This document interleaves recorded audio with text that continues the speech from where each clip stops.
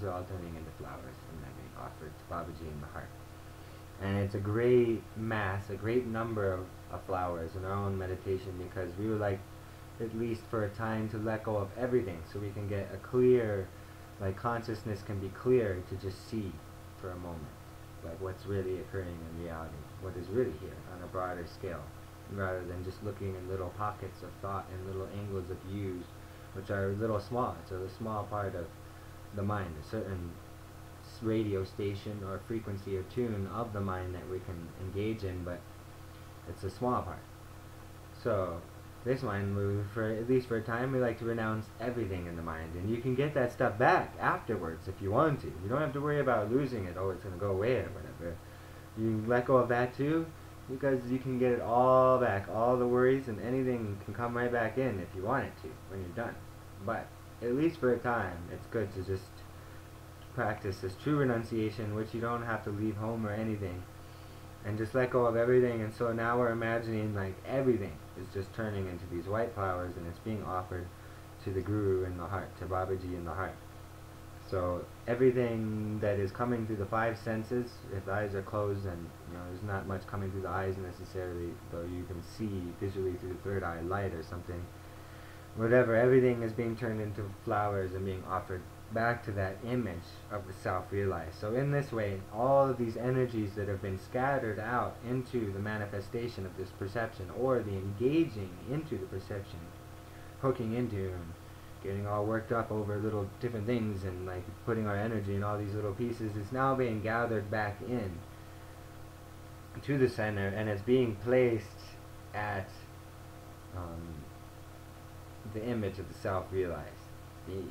It's being placed at enlightenment. So it's like, this is telling your consciousness, it's telling it that you are gathering all of your energy and placing it in enlightenment at this time. It's not like this language is working on many different levels. It's not just an esoteric thing really, where there's the guru or this out there concept going on and we're offering flowers and it's just like a religious ritual or worship.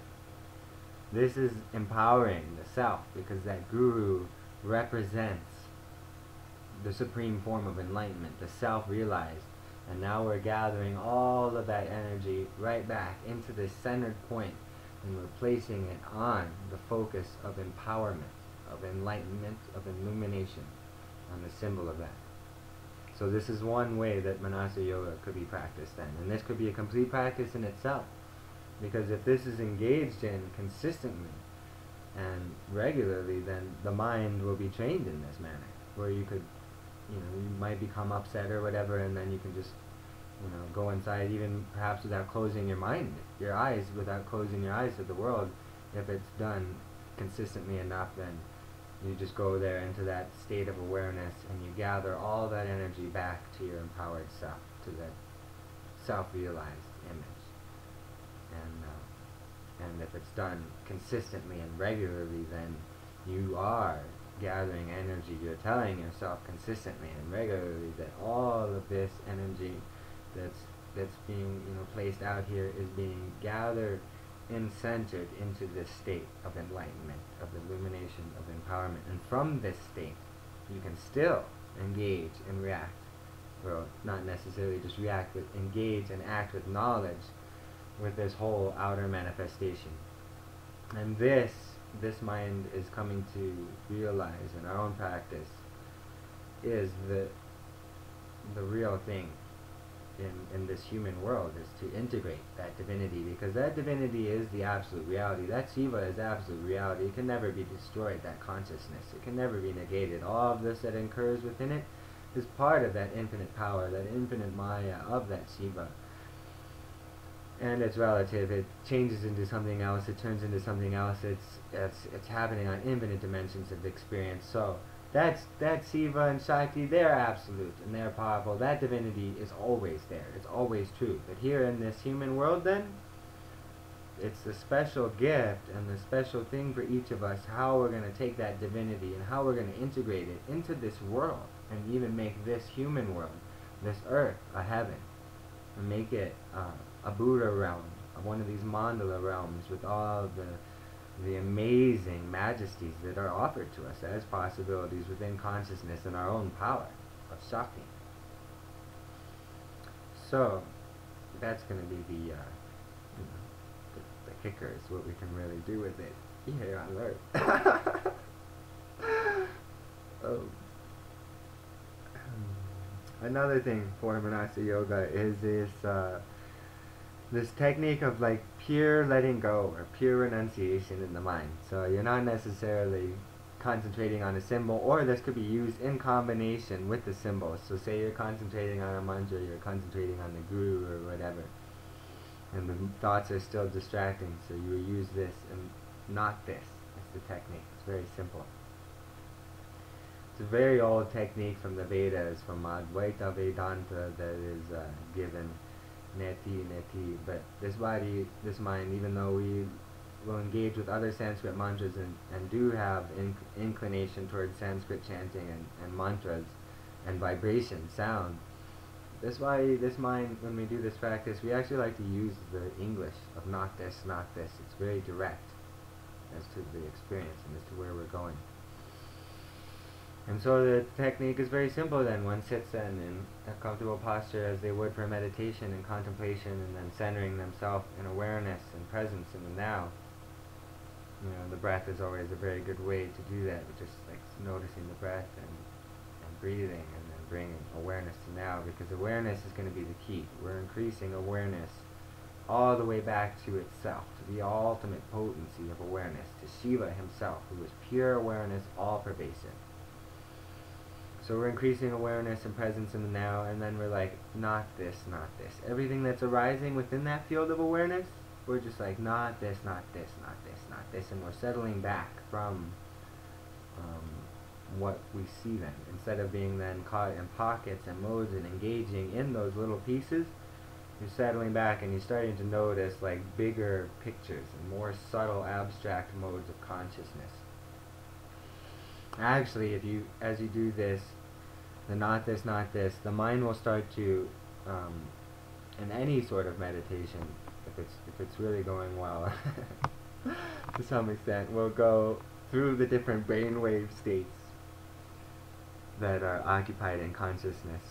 So maybe starting from like an alpha or beta state of brainwave states, if you're familiar with brainwave frequencies, and then as you're meditating, it's dropping, and you're getting into concentration, it's dropping into an alpha brainwave state, and you're starting to have a more clarity presence of awareness of being there and what's going on with the thoughts.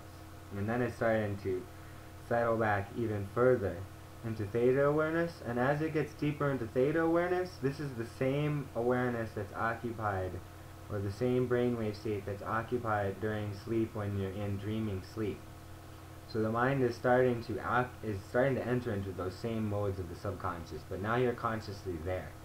So sometimes thoughts are not as words anymore, but there's whole images and stories and dreamlike images in the power of what happens and occurs in the subconscious mind.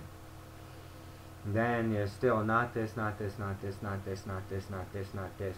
Ideally, what would happen is one could go all the way to that what's called the fourth state, or to the last state, but and this would be delta brainwave states, where in sleep now you would be in dreamless sleep. So if in meditation now you go all the way into this delta state of awareness and you maintain consciousness, you're now in delta awareness, and this is where there's ultimate clarity of awareness. Essentially, there are not the different pockets and things that are going on within the medium of awareness. Now awareness can just see like the experience of awareness itself, which is just filled with all the infinite possibilities of infinity. That would be a state of absorption in the self, Paramatma. In the practice with an object of concentration, which it would be often easier for a lot of people, even like with the not this, say the not this is like the object of concentration, which when you start the not this meditation, it may be easy just, chanting not this like a mantra. You're like, not this, not this, not this, not this. It may be very, very fast, and it's even like coming out where the thoughts would be coming out. It's not this instead. It's not this, not this, not this. But then there's a point where it gets more refined, and you can meditate or concentrate. Like your concentration is getting more, so you don't just have to like bombard yourself with not this, and it's like you're concentrating not this, and not just on the words, but it's like on what not this means, or what it is, what it's coming from.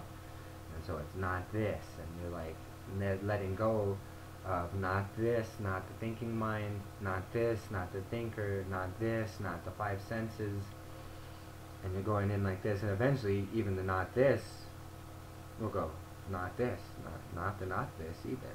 It's just emptiness, which is filled with its own infinity of awareness and Shakti of all the possibilities in all these worlds simultaneously. So emptiness itself is like, it's empty fullness, full emptiness. Avoid this void, so to say. These are just words, because what really matters is that we take the time through Manasya Yoga, to whatever level we're willing to take it, just to take some time to go into ourselves and discover for ourselves what has inspired these scriptures, what has inspired yoga, all these teachings, what it is to be alive, what it is to be consciousness, what powers come along with that, what powers come along with you. And this is, if consciousness goes all the way, it's God. God is all-pervasive being. If this is this concept. Om Sarvamandva Swarupinnye Namaha Om Sarva Sadguru Sakipa Swarupinnye Namaha Om Sadgadipadaye Namaha Om Sadgadipadaye Namaha Om